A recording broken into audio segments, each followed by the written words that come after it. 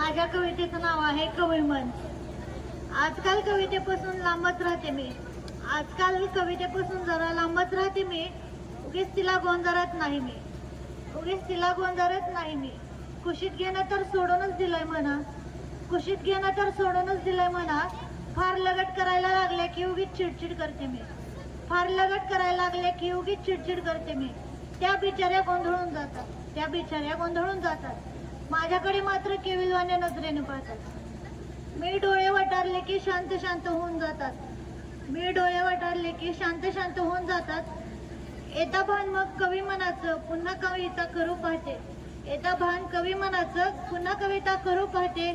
तेवढंच एकमेव सुखाचा दार पुढे करू पाहते. दिसता किरण आशेचा कविता हळूहळू डोकं वर करू पाहते. दिसता किरण आशेचा कविता हळूहळू डोकं वर करू पाहते. कवितेमुळेच आपल्या अस्तित्वाला थोडाफार तरी अर्थ आहे ही सुखद भावना उरी माझ्या दाटते. धन्यवाद.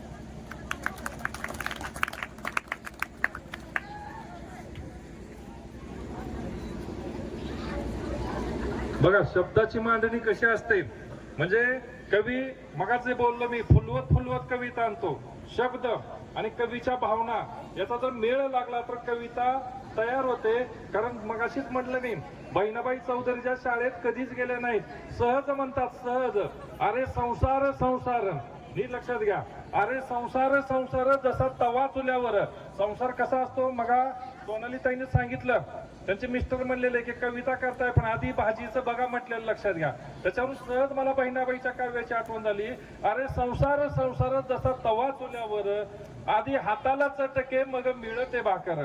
आधी हाताला चटके बसतात तेव्हा कुठं भाकर मिळते हे बहिणाबाईला कळालं. लक्षात घ्या. मग सोनलताईने जे अनुभव सांगितला की प्रत्येकाचा अनुभव, प्रत्येकाचं विश्व वेगळं आहे. त्याच्यातून कविता फुलत जाते. यानंतर आदरणीय जाधव